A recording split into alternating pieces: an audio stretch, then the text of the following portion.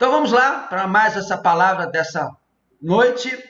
Abra sua Bíblia lá no livro de Colossenses, capítulo 3, verso 13.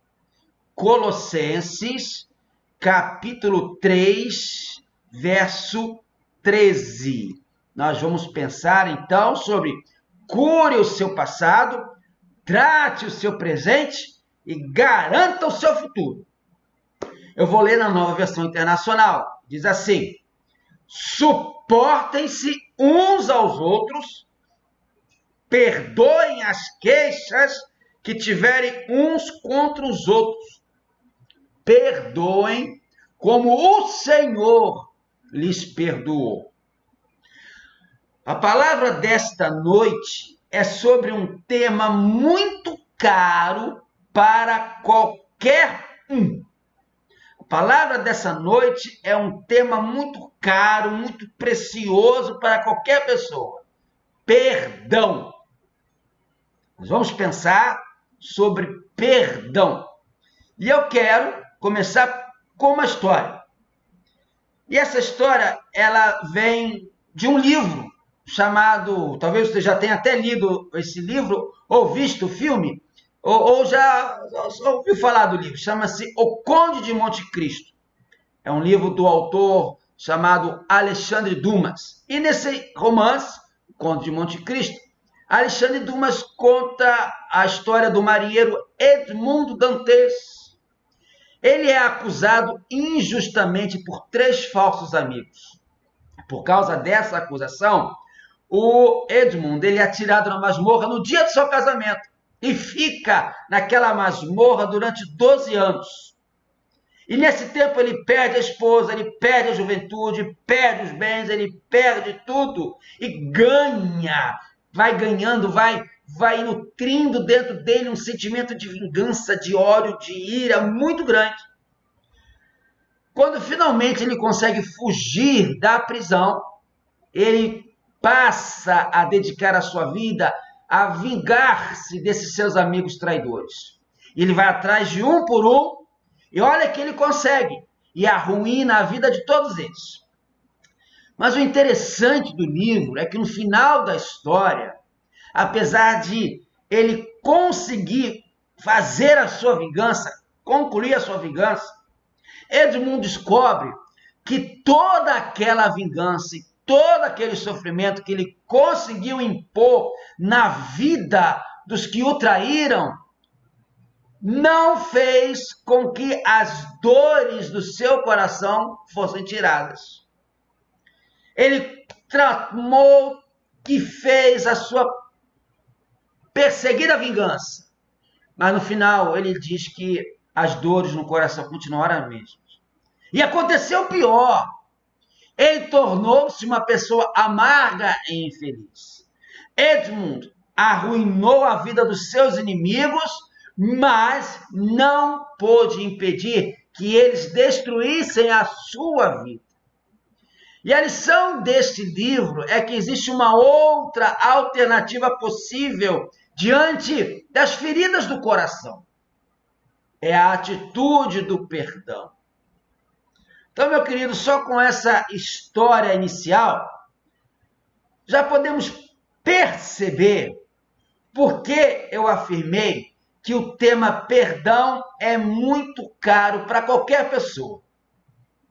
Mas agora vamos ver, você sabe que eu gosto de definir bem os termos, né? Como o dicionário define perdão? O dicionário diz o seguinte sobre perdão: definição de perdão: remissão de pena ou de ofensa ou de dívida, uma desculpa, um indulto. Uma segunda definição do dicionário sobre perdão é que o perdão é um ato pelo qual uma pessoa é desobrigada de cumprir o que era de seu dever ou obrigação por quem competia exigi-lo. Bom, esta é a definição do dicionário da língua portuguesa. Agora, eu quero lhe falar sobre a definição bíblica do perdão. Presta atenção, muita atenção, qual é o significado bíblico de perdão. Sabe qual é? Perder. Não, eu não falei errado. Você não entendeu errado. Eu não quis falar perdão e falei perder. Não, eu falei certo. A Bíblia define perdão como perder. Perdão na Bíblia é aceitar o que o outro lhe fez e não querer receber em troca. Quer ver só? Nós temos muitos exemplos na Bíblia de perdão. José e seus irmãos, Jacó e Esaú, Davi com Saul, Jesus, que ensinou sobre perdão na parábola do filho pródigo, da mulher adúltera, do credor incompassivo. A Bíblia é rica com esses exemplos de perdão, perder. John Wesley, um grande reformador, grande pregador, dizia àqueles que lhe procuravam pedindo uma resposta, uma forma de alcançar a santificação. E ele dizia o seguinte, vocês devem escrever, vocês querem ser santos? Querem alcançar a santificação? Querem ser santos homens de Deus, santas mulheres de Deus? Faz o seguinte, escreva uma lista com o nome das pessoas que lhe ofenderam. E ore todos os dias até sentir amor por essas vidas, mesmo que elas não mereçam. Aí vocês vão ter alcançado a santidade. Está começando a entender, meu amado, por que perdão é perder na Bíblia? Você conhece um outro autor, C.S. Lewis? Ele diz o seguinte, todos dizem que perdoar é uma ideia agradável ou até terem algo para perdoar. Fácil falar de perdão, né? Mas quando a gente tem que perdoar, a gente tem que perder. Muitas das vezes, o nosso conceito de perdão é distorcido, é sentimentalista. Contudo, não é assim. O que a Bíblia nos ensina é que mesmo que você não tenha vontade, a Bíblia ensina é que mesmo que você não tenha o desejo de perdoar, ainda assim você tem que perdoar, para que o coração seja livre para liberar o amor à pessoa que lhe ofendeu. Olha para mim agora, para o que você está fazendo e presta bastante atenção no que eu vou dizer. A diferença é que na Bíblia, perdão não é um sentimento, não é uma emoção, ou mesmo uma opção. Na Bíblia Sagrada, a palavra de Deus me ensina que o perdão é uma ordem, é um mandamento para todo cristão. Por isso, devemos sim, sempre perdoar uns aos outros. Não é assim que Jesus responde à pergunta de Pedro, lá em Mateus 18, 21 e 22? Então Pedro aproximou-se de Jesus e perguntou, Senhor, quantas vezes deverei perdoar a meu irmão quando ele pecar contra mim? Até 7 vezes? Jesus respondeu, eu lhe digo, não até 7, mas até 70 vezes 7. Philip Yancey, um autor americano, eu gosto muito dele, diz o seguinte, ser cristão é perdoar o imperdoável nos outros, pois Deus perdoou o imperdoável em nós. Perdão é perder. E por que isso? Meu amado, minha amada, nós vivemos uma vida, muitas das vezes, cheias de traição, de falsidade, frustração, decepção, desilusão, sentimento de abandono, incompreensão, tristeza, rejeição, desprezo, perda. É ou não é? Quantas vezes nos sentimos uma dessas coisas, tudo de uma vez? E eu concordo com você que tem horas que até parece que o universo inteiro está conspirando contra a gente. Tem hora que nada parece estar certo. A gente dá um passo para frente e dois para trás. Com isso, você e eu nos sentimos incapazes, vulneráveis, derrotados. E esses sentimentos nos levam a algo tremendamente perigoso.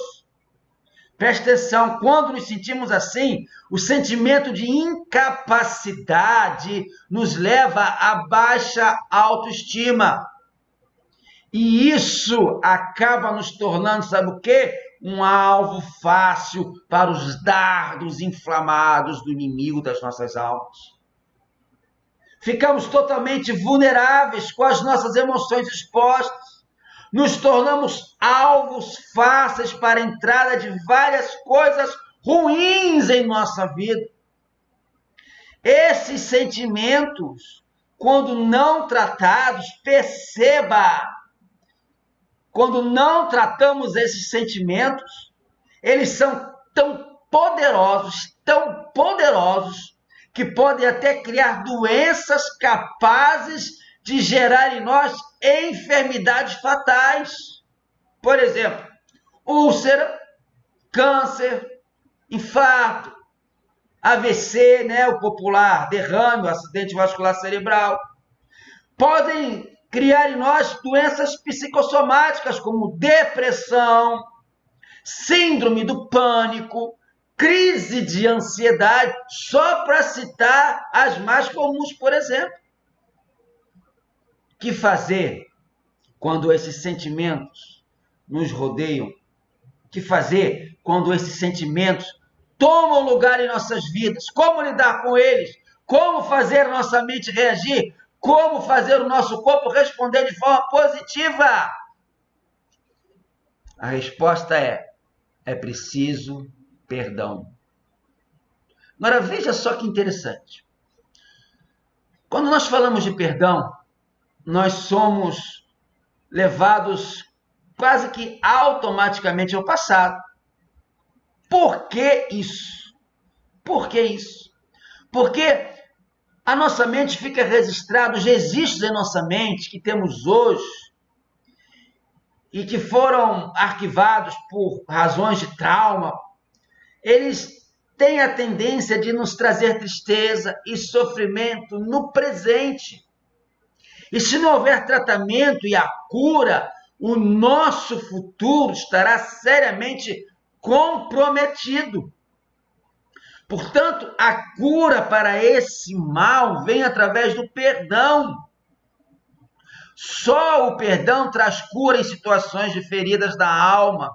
Só o perdão é o bálsamo das feridas do coração. Só o perdão tem o poder de ressuscitar e restaurar relacionamentos. Só o perdão reconstrói o que há muito está destruído. Mas presta bem atenção. Quando eu falo de perdão, não o perdão que você recebe, mas sim o perdão que você libera, o perdão que você permite, o perdão que você autoriza na sua vida. É isso que o texto em Colossenses 3,13 afirma. Olha de novo. Suportem-se uns aos outros e perdoem as queixas que tiverem uns contra os outros. Perdoem como o Senhor lhes perdoou. Em uma outra versão da Bíblia Sagrada, a Nova Bíblia Viva, esse texto é assim traduzido. Veja só que interessante.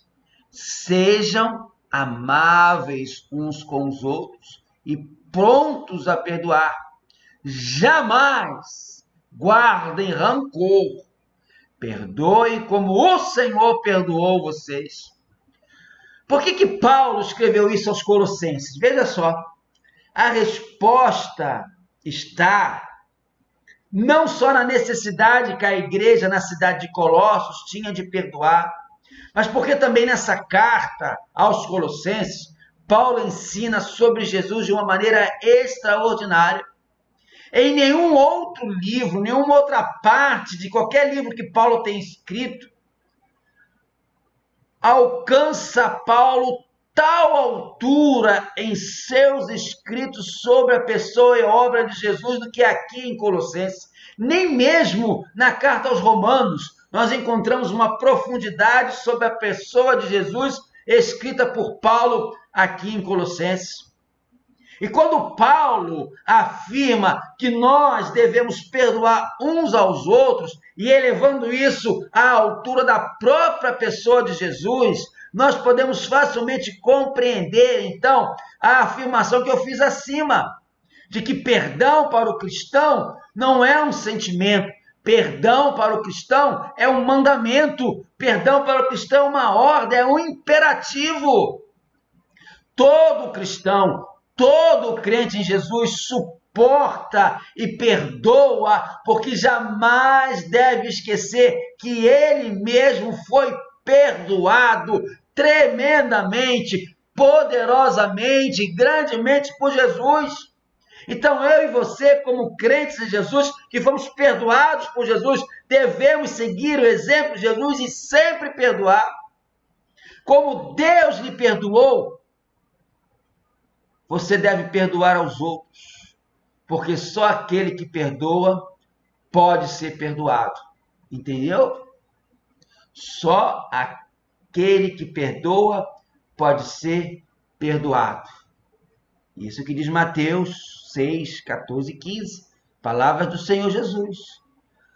Pois se perdoarem as ofensas uns dos outros, o Pai Celestial também lhes perdoará. Mas se não perdoarem uns aos outros, o Pai Celestial não lhes perdoará as ofensas. Você quer ter suas orações atendidas? Perdoe. Você quer ser perdoado? Perdoe.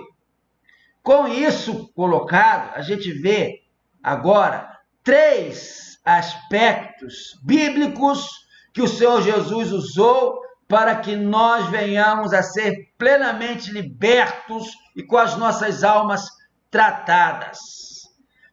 Primeiro aspecto bíblico para a gente tratar a nossa alma é o perdão.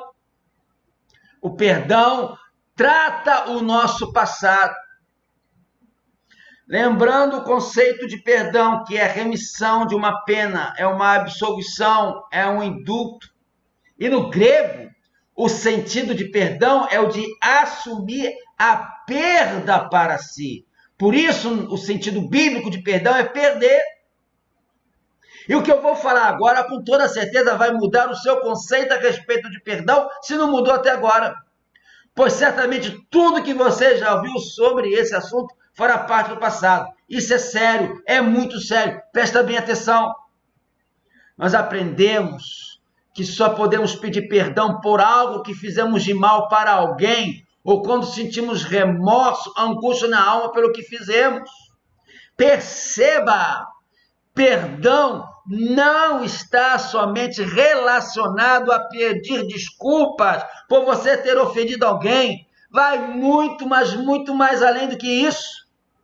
O grande segredo da cura através do perdão está no fato de que a pessoa ofendida é quem deve liberar o perdão e não a que a ofendeu. Pegou a visão? Usando esse jargão aí? Pegou a visão? Vou repetir. O grande segredo da cura através do perdão está no fato de que é a pessoa ofendida quem deve liberar o perdão e não a quem ofendeu. Você pode estar até pensando agora, pastor, mas o que é isso? Eu sou ofendido e sou eu que tenho que liberar o perdão? Sou eu que tenho que pedir perdão? É isso mesmo. Eu não estou inventando nada e muito menos falando algo novo. Sabe por quê?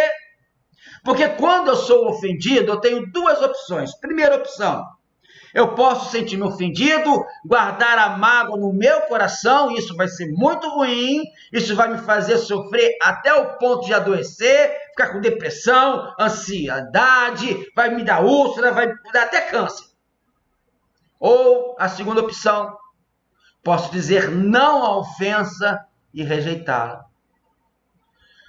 Quando eu decido por rejeitar a ofensa, então não vou precisar pedir perdão, porque não me permitirei guardar as mágoas ou ressentimentos. Mas se por outro lado eu der lugar às mágoas e ressentimentos, eu vou abrir uma porta, não só na minha alma, como também no meu corpo, para a entrada de tristeza e de doenças. Posso afirmar que a permissão dada através dessa porta, não liberação do perdão ou aceite da ofensa, pode afetar o seu futuro, e isso é sério, muito sério. Por isso, quando eu libero o perdão, eu estou assumindo a perda que tive em relação à pessoa que me ofendeu. E então, nisso, sou completamente curado. Billy Graham diz o seguinte, grande Billy Graham, nesses dias de complexos de culpa, talvez a mais gloriosa palavra de nossa língua seja perdão. A Bíblia fala que o nosso inimigo, o diabo, ele veio senão para matar, roubar e destruir.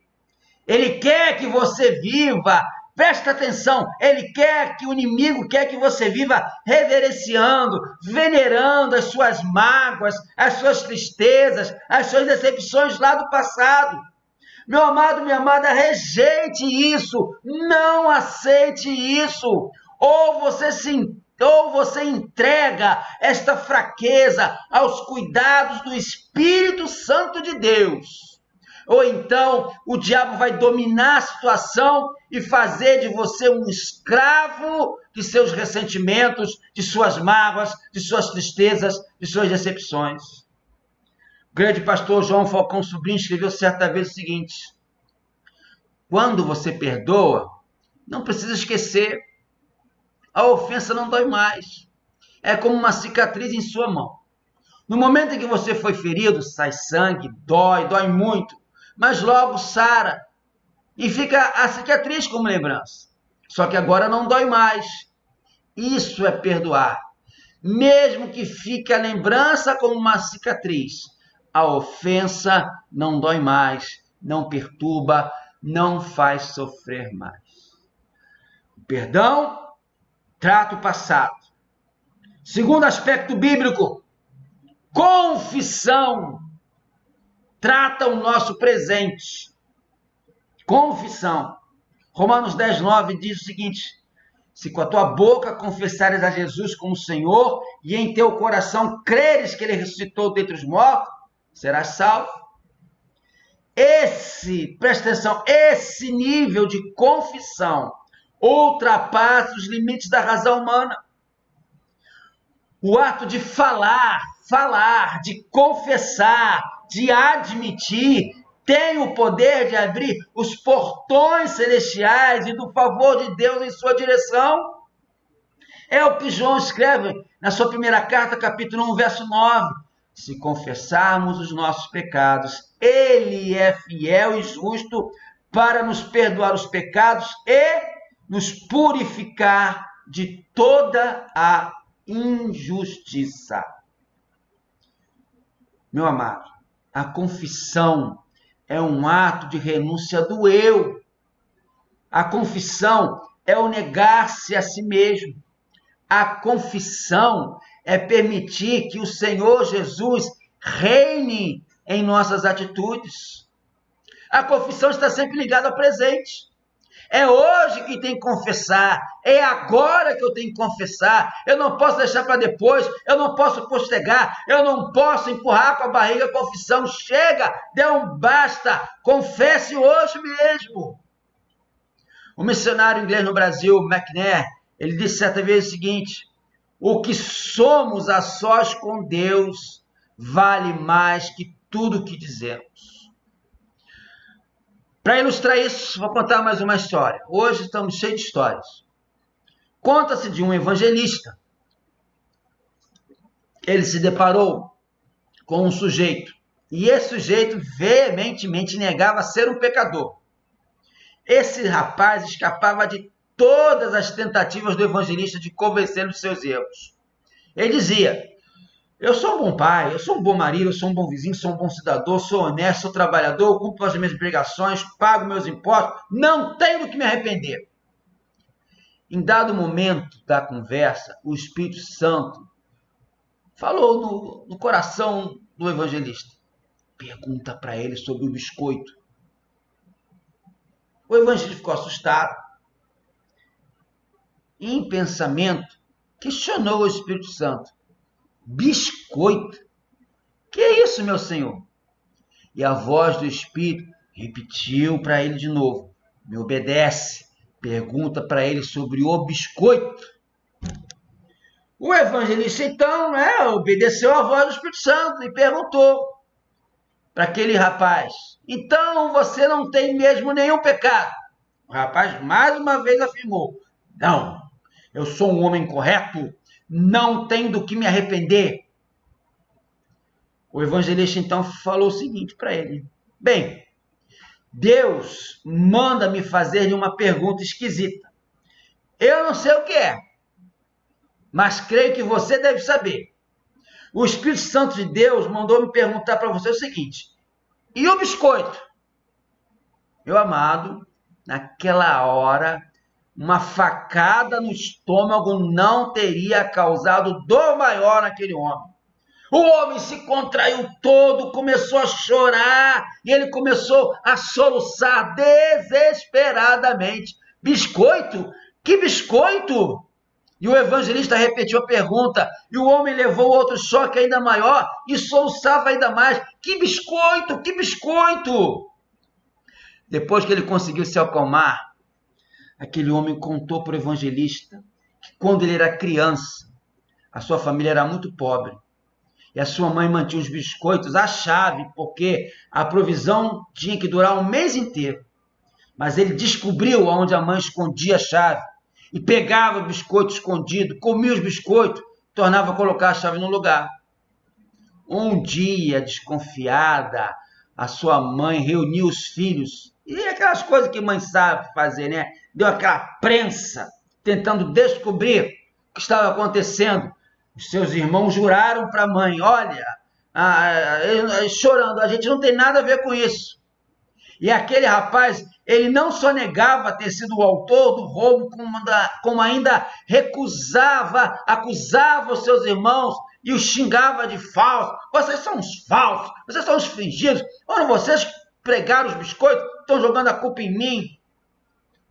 Anos depois, a mãe daquele rapaz faleceu. E ele nunca teve coragem de confessar o seu pecado. Até aquele dia. Essa história me ensina, meu amado, a melhor coisa que você pode fazer para ser curado é uma confissão sincera a Deus hoje, agora, esta noite. Aqui vale até uma paráfrase de um velho ditado popular. Não deixe para amanhã o que você pode confessar hoje. Finalizando, terceiro aspecto bíblico, justificação nos garante a saúde no futuro. O perdão cura o passado. Confissão trata o presente e a justificação nos garante a saúde no futuro. Romanos 5:1 diz lá, tendo sido, pois, justificados pela fé, temos paz com Deus por nosso Senhor Jesus Cristo. Quando eu assumo que fui ofendido e essa ofensa trouxe desconforto para a minha vida, eu estou a um passo da justificação. Uma vez que assumo que eu errei, confesso que não deveria ter permitido me machucar, me ferir e deixo Deus tratar em meu caráter e minha vida. É como se cordas que me prendessem ao passado fossem rompidas, me liberando para conquistar o futuro. Presta atenção, meu amado, a justificação é um ato exclusivo de Deus e não seu, é só Deus quem nos justifica. Eu não posso me justificar. Eu não posso me justificar a mim mesmo dizendo, eu não fiz nada. Ele, se quiser que venha me pedir perdão. Presta bem atenção. Não está em nós o poder de justificar. Isto é somente com Deus. Mas está em nosso poder o de perdoar, sim. Justificar é só com Deus. Perdoar é também com a gente. E o maior exemplo disso que eu estou falando vem do próprio Senhor Jesus. Pois foi nós quem o ofendemos. Foi nós quem o colocou naquela cruz.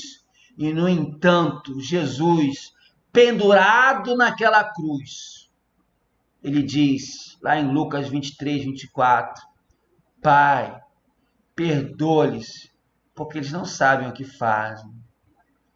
Meu amado, para termos um futuro com uma vida, tanto física quanto espiritual, saudável, precisamos compreender que para seguirmos nosso caminho, precisamos liberar o perdão, assumir a perda, desprendermos de situações passadas que nos aprisionam em nossas prisões interiores, nos impedem de sermos felizes.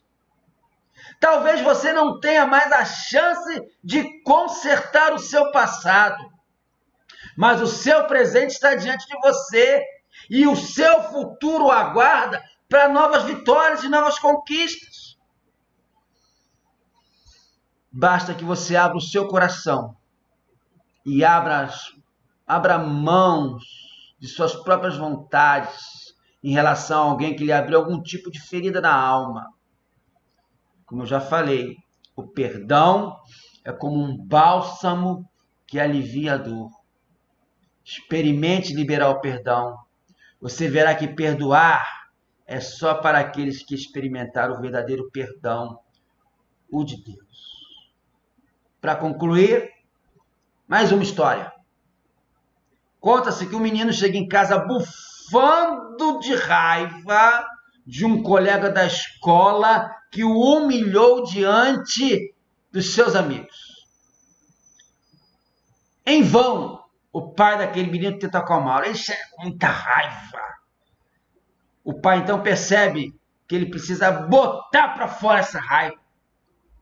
E aí o pai então propõe uma forma alternativa de vingança. O pai fala para o filho o seguinte: vê aquela camiseta branca lá no varal, filho? Pois bem, imagine que aquela camiseta é o menino que te aborreceu.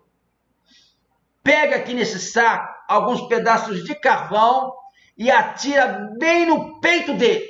Massacra aquele menino. Vamos ver quantas vezes você é capaz de acertá-lo até que toda a sua raiva passe. A coisa toda lhe pareceu boba, mas o filho aceitou. Afinal de contas, era o seu pai que estava falando isso. Ele então iniciou os ataques com muita raiva, de modo ferrenho. Errou algumas, acertou outras, mas atirou até a última pedra de carvão que havia naquele saco. No fim, o pai perguntou para ele: e aí, filhão, como é que você se sente? O filho respondeu: pai, estou cansado. Respondeu sorrindo, cansado. Mas em compensação, olha só como ficou a camiseta toda marcada de carvão. O pai, então, sabiamente, convida-o para entrar e o coloca diante de um espelho. Sabe o que aconteceu? O menino leva um susto ao ver o quanto ficou sujo ao manusear o carvão. E o pai lhe diz o seguinte: assim é a falta de perdão, meu filho. Assim é a vingança. Você sempre acabará ficando mais sujo enquanto estiver atacando a pessoa que odeia. Perdoar é sempre melhor. Sim, meu amado, perdoar uns aos outros é sempre melhor. E não é um sentimento, é um mandamento de Deus para todo aquele que quer viver uma vida saudável, cheia de paz e alegria. Perdoar é um mandamento. E eu quero terminar a mensagem de hoje lendo para você a mensagem que eu mandei hoje, no WhatsApp, no Bom Dia na Palavra. Marcos 11, 25. Quando estiverem orando, se tiverem alguma coisa contra alguém, perdoem-no, para que também o Pai Celestial lhe perdoe os seus pecados. O perdão é a cura da alma. O perdão é o bálsamo das feridas do coração. O perdão tem o poder de ressuscitar relacionamentos, reconstruir o que há muito está destruído. O perdão é tão essencial, tão imprescindível, tão fundamental na vida do cristão, que não é uma opção, é uma obrigação, pois só assim a sua oração será atendida. Libere perdão, meu irmão. Libere perdão, minha irmã. Libere perdão em nome de Jesus. Cure o seu passado. Trate o seu presente. Garanta o seu futuro. Que Deus nos abençoe e nos dê força, coragem e fé para fazer isso. Amém.